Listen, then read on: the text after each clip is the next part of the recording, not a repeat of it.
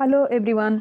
बच्चों, आज पुलवामा शहीदों की तीसरी वर्षी है। बड़े ही दुख के साथ,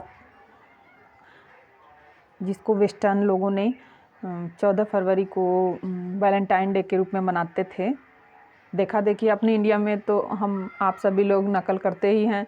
अब रहन सहन, खान पान, बोलचाल, काटा छुरी और क्या कहते हैं, रेस्टोरेंट में खाना और होटल ज्वाइन करना, लिव इन रिलेशनशिप में रहना, या इस तरह के कितने ही वेस्टर्न कल्चर की देख रेख हम सब भी लोग करते हैं। और उसका इंडिया में भी अब 80 से 90% जो यंग एज के गाइज हैं वो सारे लोग इसका नकल करते हैं।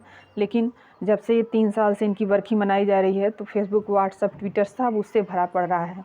ये हमारे इंडियन होने का एक जज्बा और एक प्रमाण है, सबूत है। उन सभी लोगों को नमन है जो अपने देशवासियों के लिए कम से कम इतना तो हमें करना ही चाहिए। कितना शहीद हुए बेचारे, बिना किसी गलती के उनको इतनी बड़ी सज़ा मिली।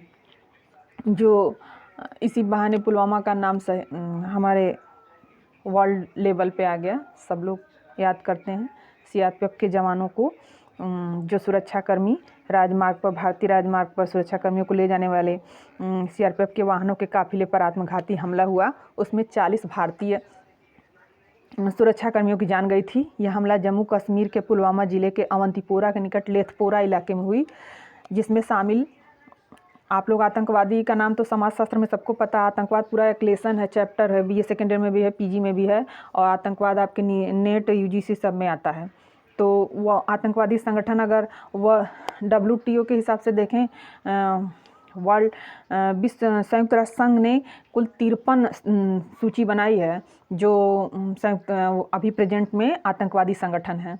उसमें कुछ अमेरिका के हैं, कुछ जापान के हैं, मोस्टली यहाँ अफ़गानिस्तान और पाकिस्तान के, जिसमें तोरा बोरा की पहाड़ियों में आप देखेंगे 2001 के भारतीय संसद पे भी हमला किया गया था।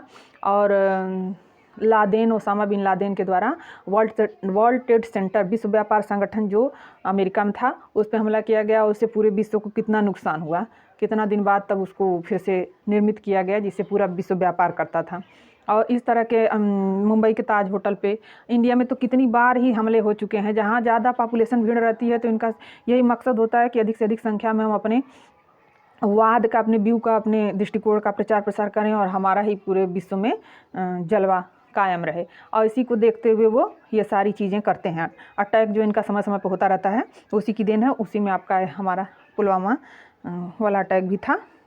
तो इन सब को देखते हुए आप लोग देखेंगे कि हमारे हिंदी के बहुत ही अच्छे कवि हैं कुमार विश्वास, उनकी कविता मुझे बहुत पसंद है। अगर मैं उसको शेयर करना चाह रही हूँ आप लोगों के बीच में, उसके कुछ चंद लाइनें जो उन वीर शहीदों को समर्पित है, जो देश के लिए कितनी ही बहनें जाके राखी, हाथ कलाइयाँ उनके बिना सुनी हो गई, कितनी ही माताओं की गोद सुनी हो गई, और कितनी महिलाओं के मांग का सिंदूर मिट गया। इतने शहीदों के लिए आइए उनकी चंद लाइनें हम सुनाते हैं। जैसे उन्होंने कहा है नमन उनको कि जिन जो इस देह को अमरत्व देकर, है नमन उनको कि जो इस देह को अमरत्व देकर इस जगत में सौर की जीवित कहानी हो गए हैं। है नमन उनको कि जो इस देह को अमरत्व देकर, पिता जिसके रक्त ने उज्जवल किया कुल वंश माथा। आज तक किसी शहीद के पिता को कैमरा ने रोते हुए नहीं देखा है, और हिंदुस्तान के तिरंगे की ताकत है।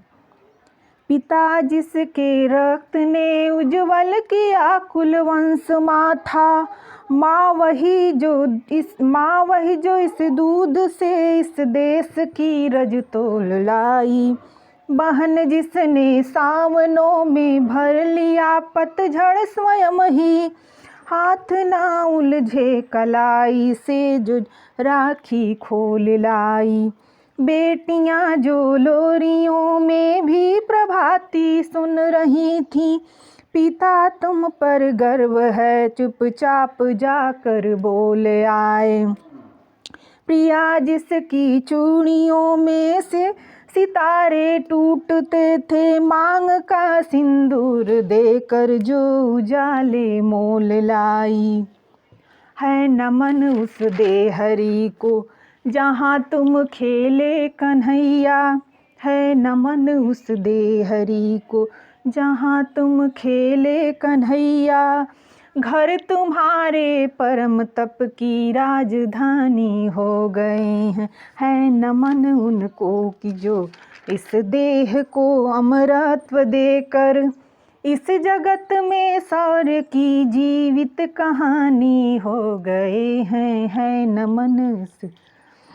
नमन उनको कि जो इस है नमन उनको कि जिनके सामने बौना हिमालय जो धरा पर गिर पड़े और आसमानी हो गए हैं। है नमन उनको कि जो इस देह को अमरत्व देकर इस धरा पे शौर्य की जीवित कहानी हो गए हैं। है नमन उन वीर शहीदों को हमारे तरफ से ये छोटी सी चंद लाइनों की कविता कुमार विश्वास की इन्हीं शब्दों के साथ। That's all. जय हिंद, जय भारत।